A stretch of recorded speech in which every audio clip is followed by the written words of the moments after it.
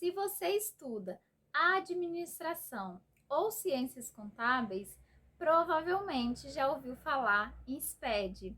E eu sou Verônica Barreto e ensino SPED do absoluto zero ao registro 9.999.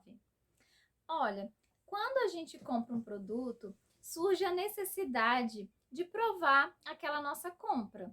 Surge uma questão de mostrar que você é o dono daquele produto que você comprou. Você compra um carro, por exemplo, e precisa ter um documento que prove que você é o dono dele, além de outras coisas. Mas no nosso exemplo, vamos utilizar a compra de um produto, ok?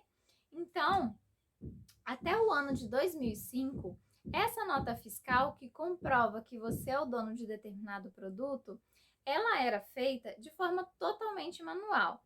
Como é que funcionava? Existia um bloco com, dependendo do estado, 5 vias. No caso aqui do Espírito Santo, eram exatamente 5 vias. E isso eu tenho certeza porque eu gerava nota fiscal. Aqui no Espírito Santo eram exatamente 5 vias. E o que a gente fazia? A gente copiava os dados do cliente, os dados dos impostos, exatamente com papel e caneta. Inclusive, a gente precisava colocar um carbono debaixo de cada via para que fosse copiada para as demais vias os dados daquela nota. Acontece que a última via, ou seja, a última cópia da nota fiscal, ficava muito ruim, porque os dados ficavam muito apagados, totalmente apagados. Isso aconteceu, isso perdurou até o ano de 2006. No ano de 2006 surgiu um grande projeto, que foi o projeto SPED. Nesse projeto SPED, a nota fiscal deu início, né? Então a nota fiscal foi exatamente o marco do projeto SPED. Por quê? A nota fiscal começou a trazer um padrão para as notas. Como é que funcionava antes da nota fiscal eletrônica? Cada estado tinha sua regra. Então, o bloco aqui no estado do Espírito Santo, que é onde eu moro, era de uma forma e continha 5 vias. Num outro estado, poderia ser de um outro modo, com uma outra cor, e poderia conter um número de vias que aquele estado ou que a regra daquele estado determinasse. Com o projeto da nota fiscal eletrônica, como ela veio para unificar, para trazer um padrão para todas as notas, hoje, se eu comprar uma camisa no estado de São Paulo, eu vou receber uma nota fiscal igualzinha a que eu receberia se comprasse aqui no meu estado, com um diferencial, provavelmente, da questão da alíquota, né? Que de um estado para o outro pode mudar. Mas o quesito padronização da nota, o quesito descrição, o quesito disponibilização das informações estariam todas de maneira bem linear. Você sabia que até a data desse vídeo já foram emitidas quase 31 bilhões de nota fiscal? É muita nota, né? E, em contrapartida, a quantidade de CNPJs, né? A quantidade de empresas que foram emissoras dessas notas chega a quase 2 milhões. São muitas empresas. E um outro dado importante, só para a gente ter noção, sabe quantas informações diferentes podem ter em cada nota fiscal dessa? Uma média de 100 informações diferentes. Uma média de 100 informações para serem conferidas. E aí, você acha que um profissional da contabilidade capacitado poderia ajudar cada uma dessas empresas? Um ano depois do início da nota fiscal eletrônica, nascia então com ela junto os 2 primeiros SPEDs que nós tivemos, né? Só que aqui, um grande projeto SPED que incluía a nota fiscal eletrônica, só que de uma maneira bem simples, nada mais era do que uma forma organizada e muito bem detalhada de enviar as informações que as empresas tinham para o fisco, né? Então, uma das premissas do projeto SPED era informatizar essa relação entre o fisco e o contribuinte. E aqui a gente fala fisco, no caso, pode ser o Estado, o município e a Receita Federal, e o contribuinte é aquela empresa que emite a nota fiscal. E aí, em seguida, logo depois desses dois primeiros SPEDs, é que isso deu uma abertura e a gente começou a ter outros SPEDs, um atrás do outro. Tanto é que hoje nós temos 7 SPEDs, né? São 7 tipos de arquivos diferentes, totalmente diferentes um do outro. As regras são totalmente diferentes um do outro também. Sabendo então que existe hoje 7 tipos de SPEDs diferentes, você vai me perguntar qual é a diferença entre eles? E eu te digo o seguinte: o fato de que você possa ter prioridade em um determinado SPED, dependendo da sua área de atuação ou até da área que você trabalha, pode te impedir de cometer um erro em qualquer um deles. Mas primeiro eu vou te mostrar certinho qual é a particularidade de cada arquivo desse. Vamos começar pelo seguinte: SPED fiscal. O SPED fiscal é um arquivo mensal e nele a gente faz a tratativa, a gente faz assim a organização de basicamente 2 impostos, ICMS e IPI. Segundo SPED é o SPED Contribuições, também chamado de SPED PIS/COFINS. É o mesmo arquivo, o mesmo validador, só que nele, esse arquivo também é mensal, porém nele a gente faz a tratativa de 2 impostos, do PIS e da COFINS. O outro tipo de SPED é o SPED ECD. Esse SPED já é o nosso SPED anual e nele a gente insere as informações da escrituração contábil dos fatos que ocorreram durante um determinado ano, né? Chamado aqui de um período. Então, o SPED ECD cuida dos lançamentos contábeis, também das demonstrações, a maioria delas, e ele é um arquivo anual. E o outro SPED é o SPED ECF. SPED ECF, ele inclui informações da contabilidade também, e também tem informações da parte fiscal. Porém, ele é o SPED mais completo, sabe por quê? Porque dentro do SPED ECF também existe a regra de que em alguns casos você terá que recuperar informações do SPED ECD, que via de regra você teria que ter enviado antes do SPED ECF, tá? Fica de olho nisso. Temos também o E-Social. O E-Social é chamado de SPED da folha de pagamento. Teve muita prorrogação, mas hoje ele está totalmente em vigor. O SPED da folha de pagamento, você envia à medida que você vai tendo informações da folha de pagamento. Se você tiver informação da folha todo dia, você vai enviar um SPED E-Social todo dia, tá? Ele não é chamado assim de SPED E-Social. Faz parte do projeto SPED, mas ele é conhecido apenas como E-Social. Existe também o EFD Reinf, que nele ele está muito ligado ao E-Social, porém tem informações de INSS, que é o INSS é parte da folha de pagamento, e também do imposto de renda retido, tá? Esse é o EFD Reinf. O outro SPED e último é chamado de E-Financeira.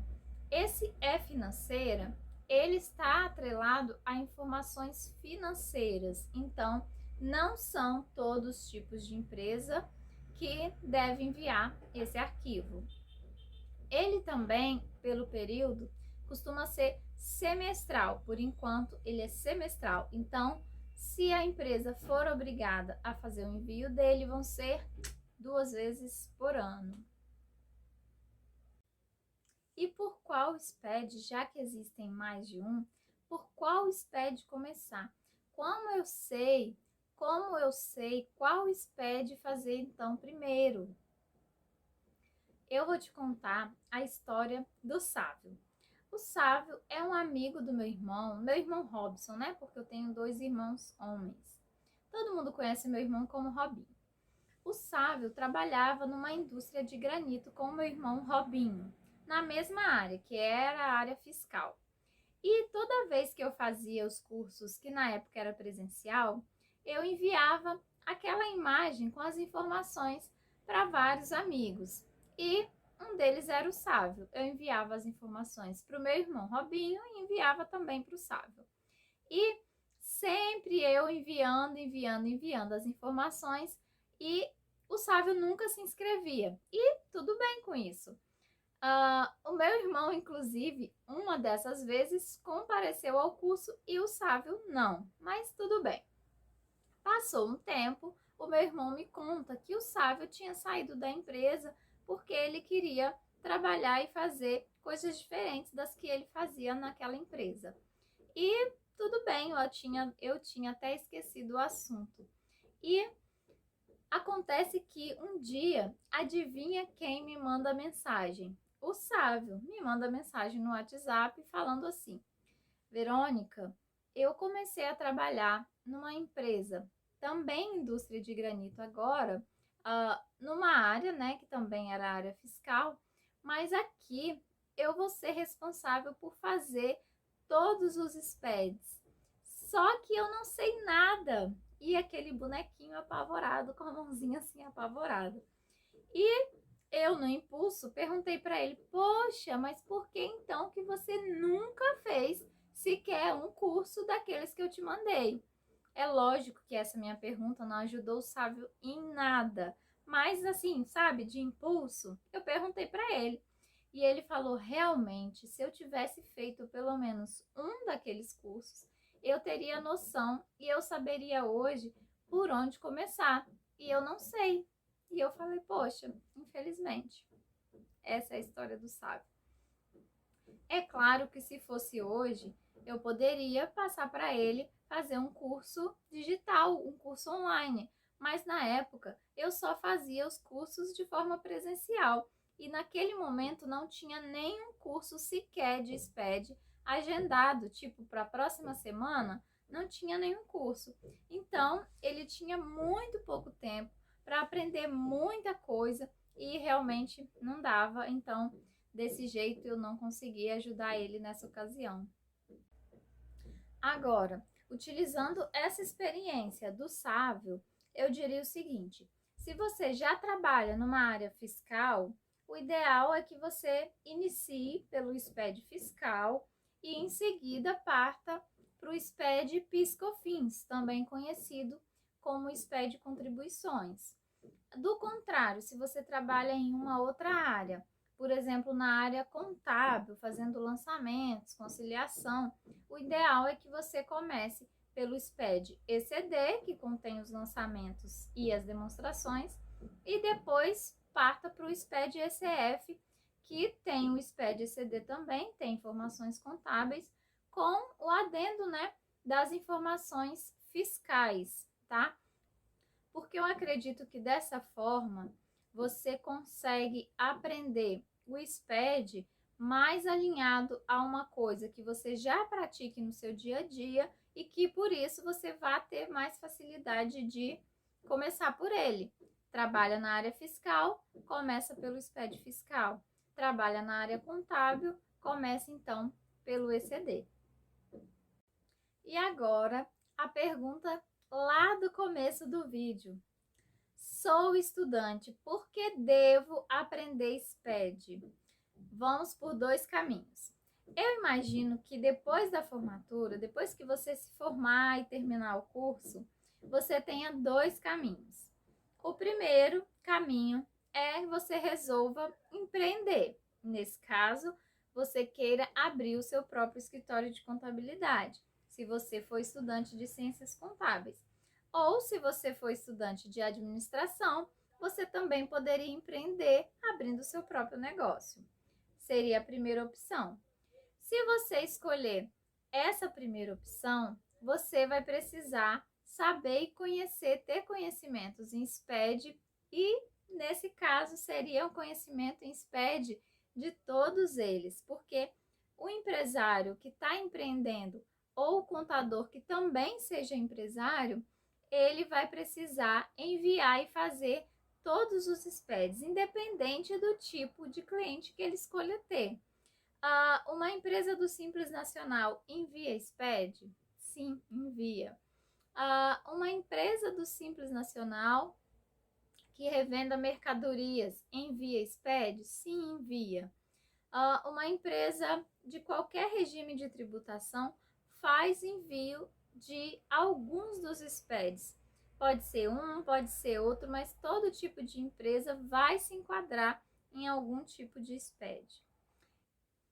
Mas se a sua escolha for a segunda opção, qual que é essa segunda opção? Caso você resolva continuar trabalhando para uma outra empresa, trabalhar numa grande empresa, numa pequena empresa, trabalhar para alguém, trabalhar para uma empresa. Nesse caso, eu vou te mostrar, vou colocar o print aqui na tela da vaga do processo seletivo do SENAC aqui do meu estado, SENAC do Espírito Santo. Olha só o que as empresas estão pedindo para um cargo de analista técnico contábil fiscal. Dá uma olhada. Tá vendo o que a vaga está pedindo? Exatamente todos os SPEDs praticamente. SPED fiscal, SPED contribuições, SPED ECD e o SPED ECF, né? Esses dois últimos anuais. Vamos dar uma olhada então em como é que eram essas questões da prova. Vamos dar uma olhada agora para saber como é que eram essas questões dessa prova do SENAC, que tinha um salário bem bom até para a época. Olha só, a questão falava, perguntava sobre o SPED ECF das imunes e isentas. Dá uma olhada nessa questão, dá uma lidinha aqui. Se você fosse fazer essa prova hoje, você seria aprovado? Pensa nisso. Se você fizesse esse processo seletivo hoje, você seria contratado? Pois é, essas e outras vagas estão cada dia mais exigindo que o profissional tenha conhecimentos específicos em SPED, se não em um, se não em mais de um, como a gente acabou de ver nesse processo seletivo. Na verdade, esse tipo de processo seletivo é em forma de edital, né? É um processo bem sério. E tem mais, sabe essa questão do jeitinho que seria assim, o jeito mais lindo de responder essa questão? Sabe onde você encontra a resposta todinha, completa, totalmente gratuito? No meu canal do YouTube. E eu fiz um vídeo com a resposta passo a passo dessa questão, que eu acho que vale a pena você dar uma conferida.